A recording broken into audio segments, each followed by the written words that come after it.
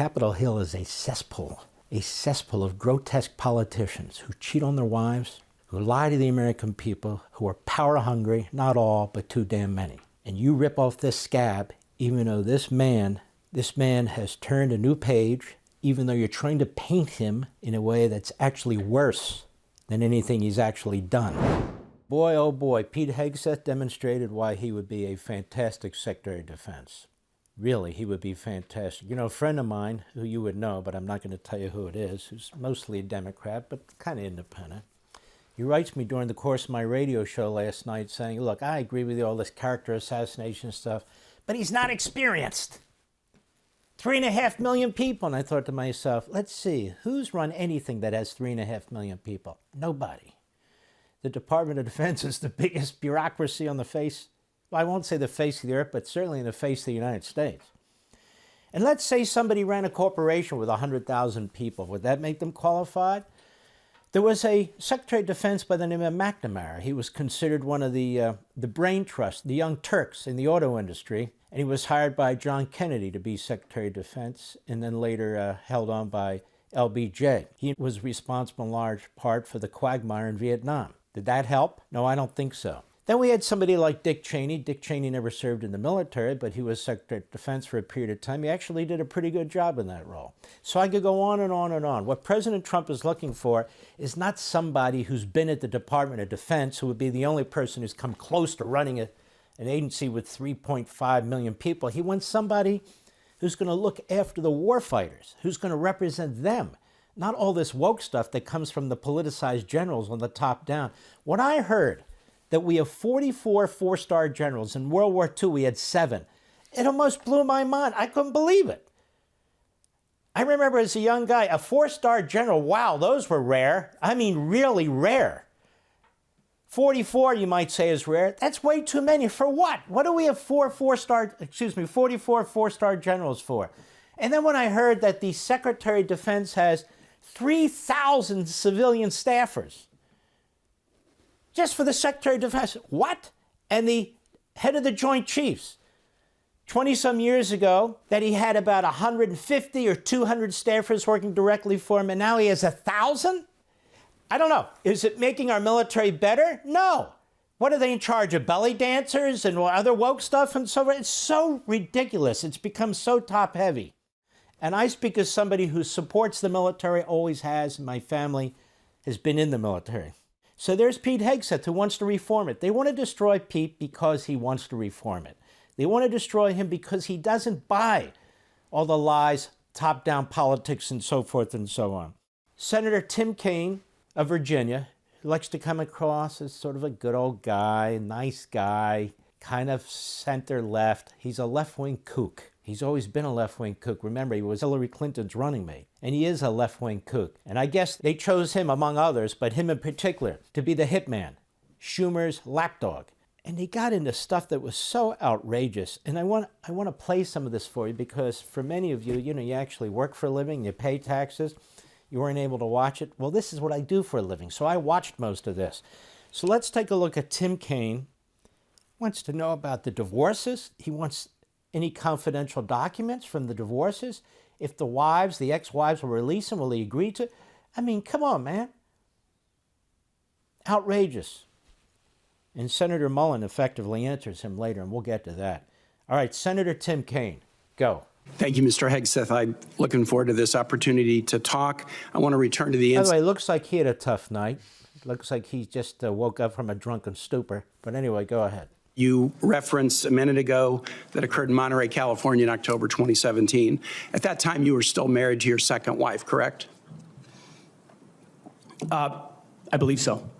And you had just fathered a child by a woman who would later become your third wife, correct? See right here, what is this all about? The party of Chappaquiddick, the party of Joe Biden, Tara Reade, the party of Joe Biden sniffing the hair of little girls and rubbing their shoulders, the party of Bill Clinton, a serial molester. I mean, come on, are you serious? Go ahead. Senator, I was falsely charged, fully investigated, and completely cleared. So you think you were completely cleared because you committed no crime. That's your definition of cleared? You had just fathered a child 2 months before by a woman that was not your wife. I am shocked that you would stand here and say you're completely cleared. Can you so casually cheat on a second wife and cheat on the mother of a child that had been born? How do you do this? I mean, seriously. Now, Hegseth has talked about and written about the fact that he found Christ later in life. He's got 7 children. He embraces every single one of them. None of us salute or celebrate somebody who's been through this or the imperfections of this sort of thing. So why do you go there?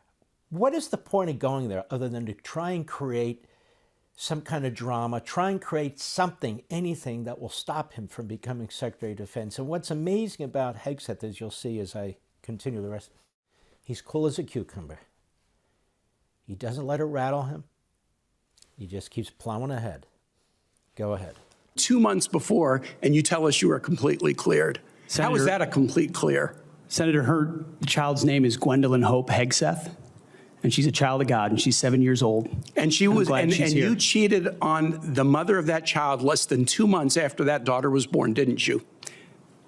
Those were false charges. Well, it was fully investigated, and I was completely cleared. And I am so grateful for the marriage I have to this amazing woman behind me. You've admitted that you had sex at that hotel in October 2017. You said it was consensual, isn't that correct?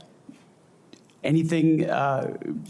You've admitted that it was consensual, and you were still married, and you just had a child by another woman.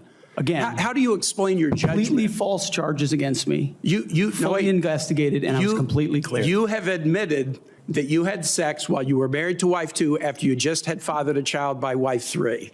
You've admitted that. Now, if it had been a sexual assault, that would be disqualifying to be Secretary of Defense, wouldn't it? It was a false claim then and a false claim now. If it had been a sexual assault. Let me slow this down because it gets confusing. He was separated. They were going to go through a divorce, wife 2.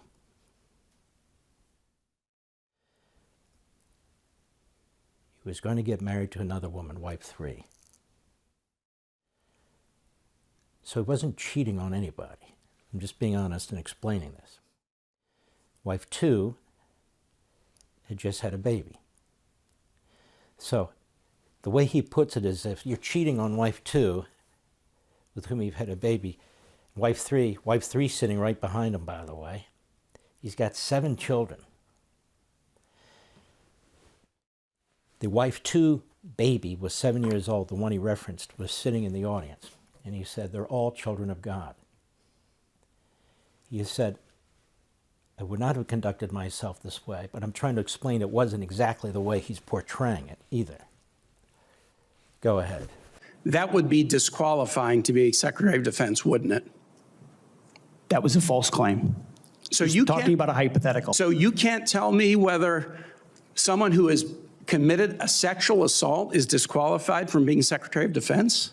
Senator, I know in my instance, and I'm talking about my instance only, it was a false claim. But you acknowledge that you cheated on your wife and that you cheated on the woman by whom you had just fathered a child. You have admitted that. I will allow your words to speak for themselves. You're not retracting that today. That's good. I assume that in each of your weddings, you've pledged to be faithful to your wife. You've taken an oath to do that, haven't you? Senator, as I've acknowledged... You know, ladies and gentlemen, I'm going to be honest with you. I'm very square. I'm very straight. I've never done any of these things. I never will do any of these things. Honest to God, you're looking at somebody who's not an angel, but I'm not a devil either. I've never done drugs. Drink now and then a glass of wine because my wife insists on it, and that is it. I've never smoked a cigarette. Maybe I've had a cigar once or twice, and that was it because it was putrid to me. Again, I'm not a choir boy, but I think I'm cleaner than anybody that's sitting on that panel. And this disgusts me. Because people fall. They fall. People have things in their background that they don't want other people to know.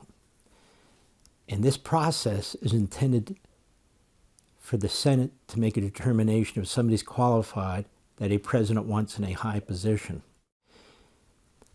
This isn't the French Revolution, where they dragged people in front of this commission, I'll call it.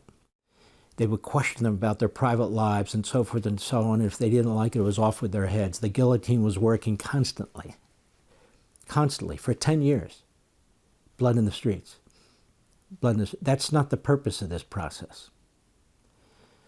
And so it's extremely troubling to me. And as I was watching this, I thought to myself, you bastards. Capitol Hill is a cesspool of grotesque politicians who cheat on their wives, who lie to the American people, who are power hungry, not all, but too damn many. And you rip off this scab, even though this man has turned a new page, even though you're trying to paint him in a way that's actually worse than anything he's actually done. And you think that you're going to get the American people to back you because of this? When we have all these problems in the military, and that is the abuse of the military, quite frankly, and what's going on all over the world, this is unbelievable to me. For all this and much more, sign up for Levin TV.